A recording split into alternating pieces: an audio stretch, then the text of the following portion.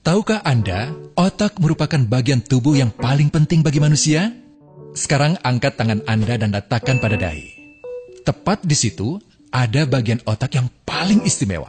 Bagian itu disebut prefrontal cortex, atau disingkat PFC. Menurut peneliti otak Jordan Grafman, PFC ini hanya ada pada otak manusia, sehingga membedakan kita dengan binatang. Bagian ini diciptakan dan dirancang khusus oleh Tuhan supaya manusia mampu memilih dan memiliki etika. PFC berfungsi seperti pemimpin.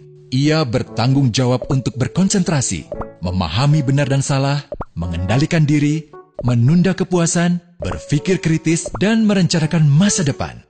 PFC adalah pusat pertimbangan dan pengambilan keputusan. PFC inilah yang membentuk kepribadian dan perilaku sosial.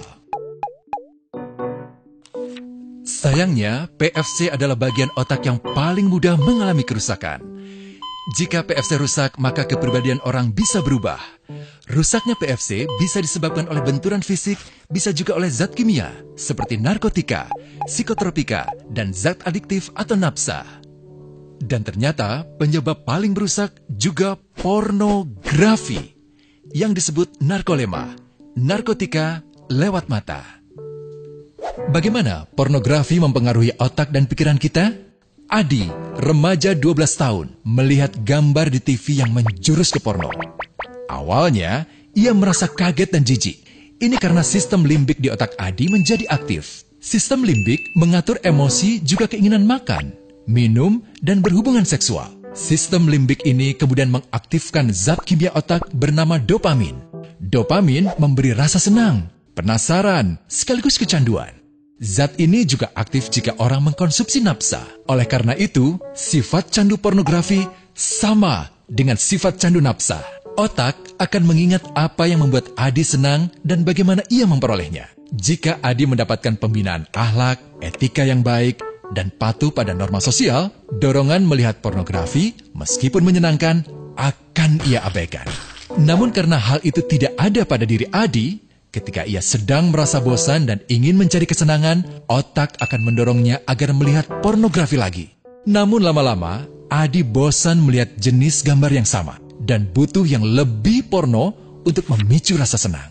Sekarang, dengan internet, pornografi menjadi jauh lebih mudah didapat. Pertama, Adi membuka internet dan tidak sengaja melihat gambar yang menjurus ke porno. Berikutnya, ia sengaja membuka lagi untuk melihat yang lebih porno. Awalnya melihat yang sedikit terbuka, lama-lama semuanya terbuka. Awalnya melihat 1 menit, lama-lama 1 jam. Adi mengalami kecanduan pornografi. Bagaimana kerusakan PFC akibat kecanduan pornografi? Secara alamiah, dopamin dialirkan dari sistem limbik ke PFC. Orang yang kecanduan pornografi akan mengalirkan dopamin secara berlebihan sehingga membanjiri PFC. PFC menjadi tidak aktif karena terendam dopamin. Semakin sering PFC tidak aktif, ia akan semakin mengerut dan fungsinya terganggu. Sistem limbik justru akan berkembang semakin besar karena terus mengaktifkan dopamin, sehingga Adi cenderung untuk terus mencari kesenangan tanpa takut atas akibatnya. Jika tidak ditangani segera, Adi berpeluang besar menjadi pelanggan pornografi seumur hidup dan mengalami kerusakan otak di bagian PFC. Awalnya, ia akan kehilangan konsentrasi, penurunan kemampuan menimbang benar dan salah, serta berkurangnya kemampuan mengambil keputusan. Lama-lama, besar kemungkinan ia akan melakukan masturbasi, oral seks, hubungan seksual suka sama suka, dan mudah berganti-ganti pasangan seksual. Pernikahan dianggap tidak penting. Pasangan dianggap hanya sebagai objek seksual semata, cenderung merendahkan derajat dan kehormatan lawan jenis. Selera hubungan seksualnya pun tidak sehat dan seenaknya, kasar sampai tega memperkosa. Manusia jadi tidak ada bedanya dengan binatang. Inilah dampak yang terjadi akibat kerusakan PFC.